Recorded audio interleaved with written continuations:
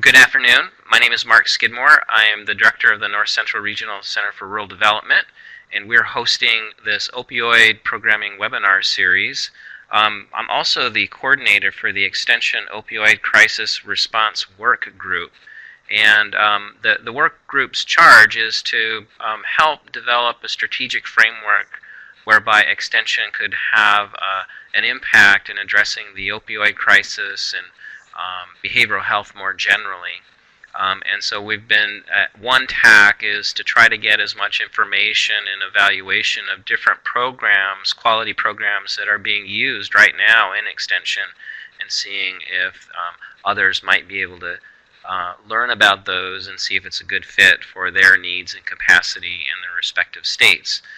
So this next webinar is, and it's actually our fifth, is Community Assessment to Promote Behavioral Health Planning and Evaluation. You can see on the page there, there are several other presentations that we've had on webinars with recordings.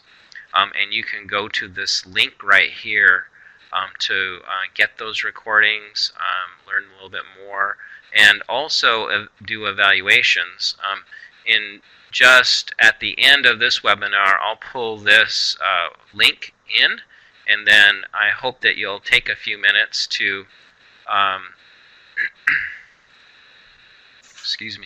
take a few minutes to complete that and offer your feedback on the program. So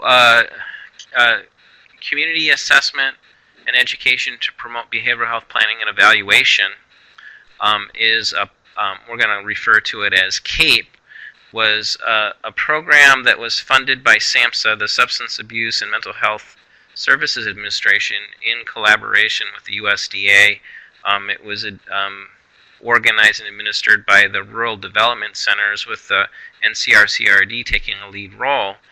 John Leatherman, our presenter today, was a part of that grant and helped develop this new curriculum that is really a compilation of lessons learned from the grant and working with communities to help them identify information about what's happening in their community with regard to behavioral health and empower them to address some of the challenges they face.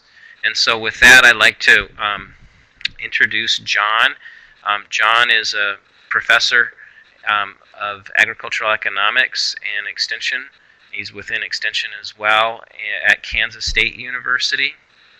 And so with that, I'll remind everyone that if you have a question or a comment, you can type it in the chat session, and I'll pass it off to John. John, thanks again for preparing this and doing the webinar today. Well, thank you, Mark, for the introduction. And CAPE is the Community Assessment and Education to Promote Behavioral Health Planning and Evaluation. Mark had already indicated who our sponsors were. I'm not quite sure where the USDA logo disappeared to on this slide, but indeed the Substance Abuse and Mental Health Services Administration, United States Department of Agriculture, and the Regional Rural Development Centers co-sponsored this project.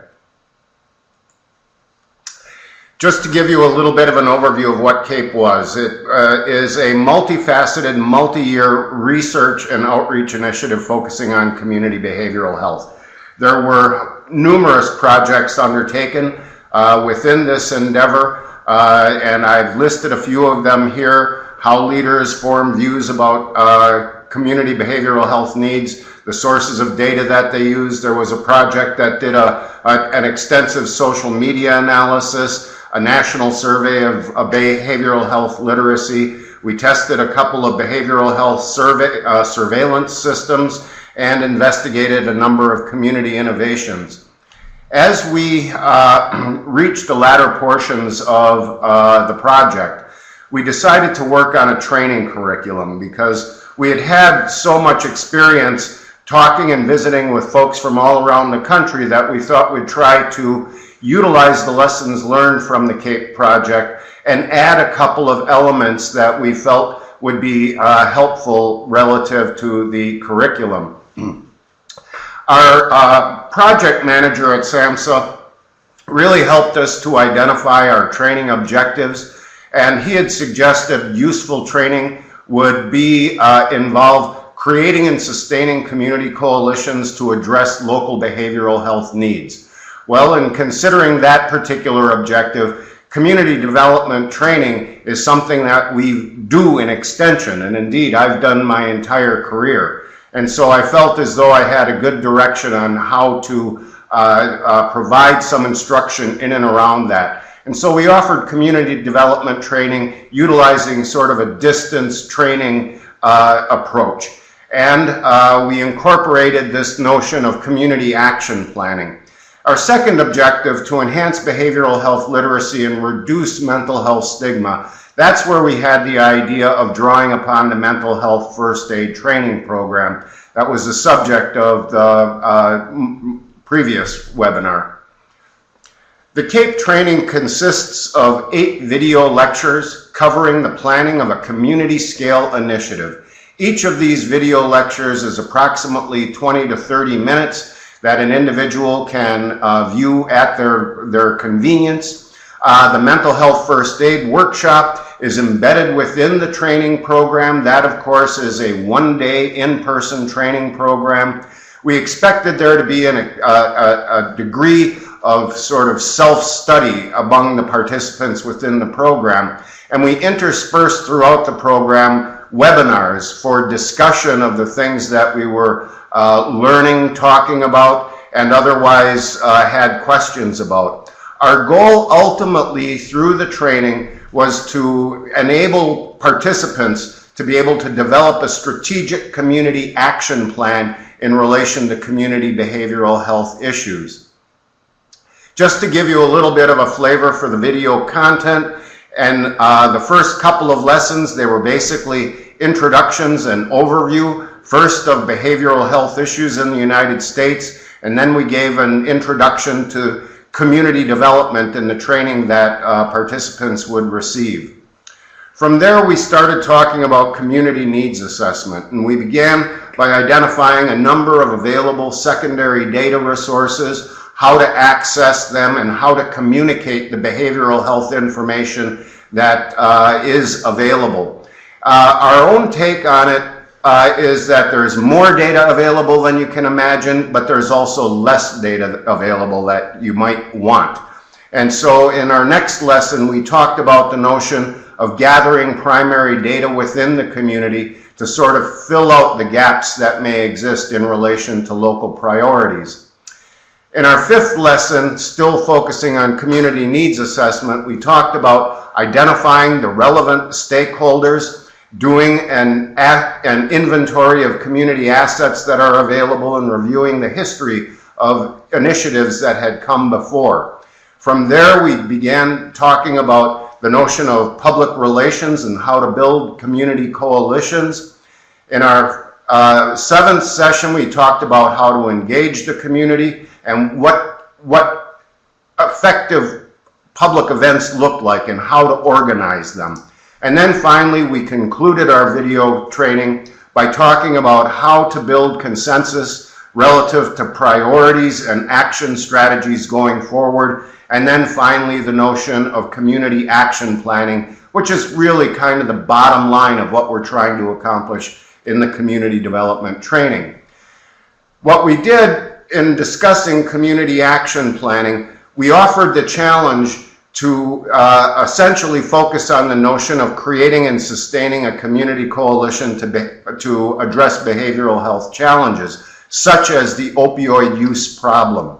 And what we did was we created this kind of worksheet, if you will. And it really amounts to a little more than extension program planning that many of us are well familiar with. And it's based on the logic model, logic planning model, which many of us use in our states and may have engaged in exercises to employ that model. Well, what we wanted to do is move away from that sort of academic jargon, and so we don't call it the logic model. We just simply call it community action planning. And through our worksheet, if you recall what the logic model looks like in its graphical form, What we did was we broke that all apart and asked a series of discrete questions and asked participants to think their way through that. And lo and behold, when all is said and done, if they've done a good job filling out the action planning worksheet, they have, in effect, a logic model. And as you know, a logic model is essentially the roadmap going forward that can enhance the probability of successfully achieving community goals. And so that was kind of the bottom line of our community action planning. Embedded in the training program was the mental first aid training program. And indeed, I won't spend a whole lot of time because we have another webinar dedicated to this, but essentially it's an international evidence-based training program that presents the notion of a first aid kit with application to mental health. As was pointed out earlier, it's a one-day, 8-hour in-person training program. There are a variety of variations on the training program, focusing on adults, youth, and other populations. It helps participants to recognize signs of behavioral health stress, and when they see those signs, to know what to do to be helpful with the individual they're encountering. It also has kind of the indirect benefit of addressing community stigma in and around mental health, because when people understand what they're dealing with, they tend to be less judgmental about it. And finally, for those participants who partake of the program, they are given a certification such that they may find some benefit. Essentially, the Mental Health First Aid Action Plan is sort of a 5-element plan to assess the risk of suicide or harm on behalf of the individual, to listen to the individual non-judgmentally, give reassurance and information, to encourage seeking the appropriate professional help, and to encourage self-help and other support strategies that may be available to the individual. Essentially, in my state, the cost of the program is minimal. It's essentially for a very, very nice guidebook that accompanies the training program, and perhaps a catered luncheon to the extent that that may become available. It's offered in my state for about $25 per participant.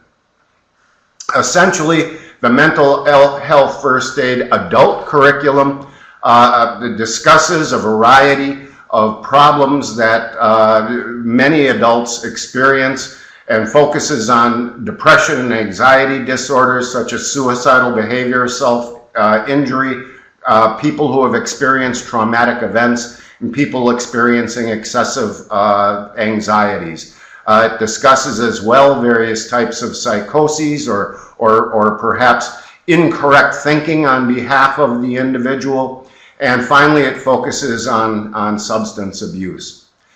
Now, in working in sort of testing out our curriculum, it was initially pilot tested with a mixed group from Michigan and Ohio. We revised it based on the feedback that we received and the various kinds of glitches that we experienced. And then we offered it to primarily extension agents, but others as well, in West Virginia, Oklahoma, and Colorado.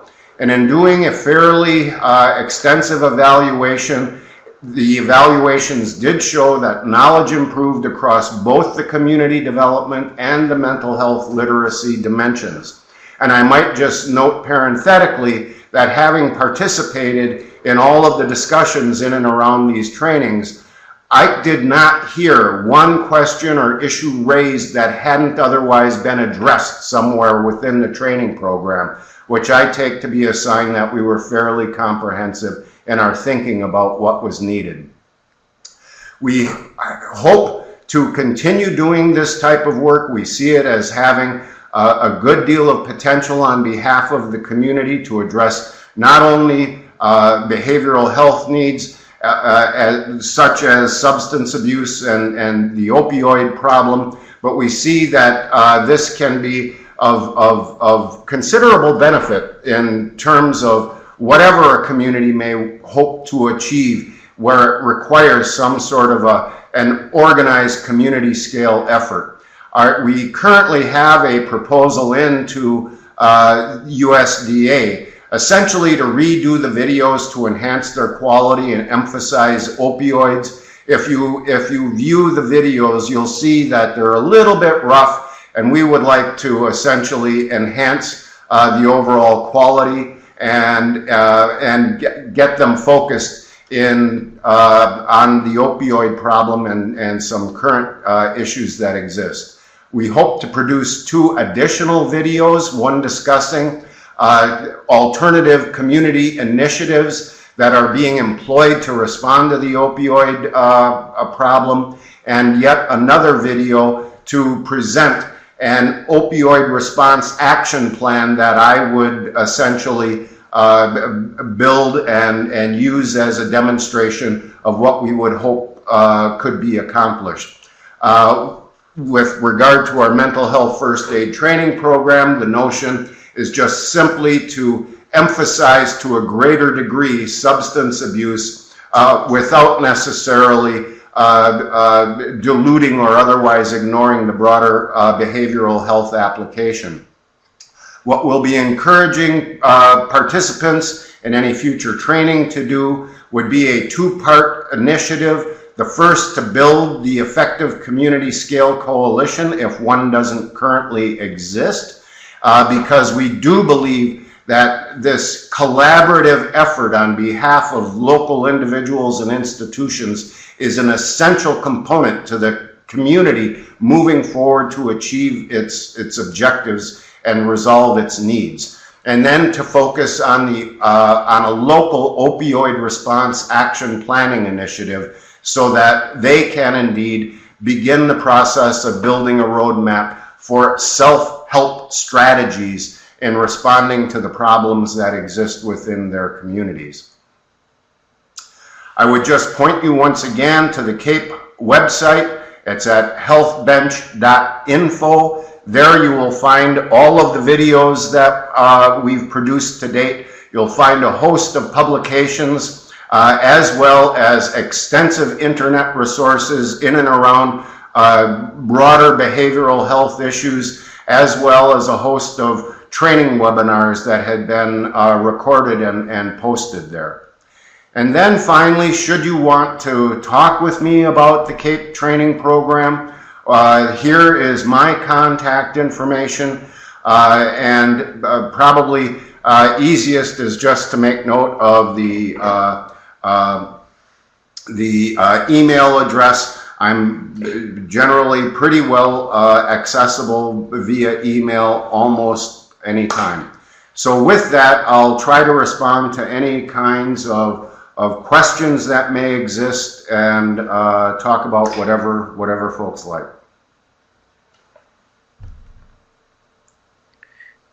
Thanks, John. We'll wait and see if we have some questions being typed in here.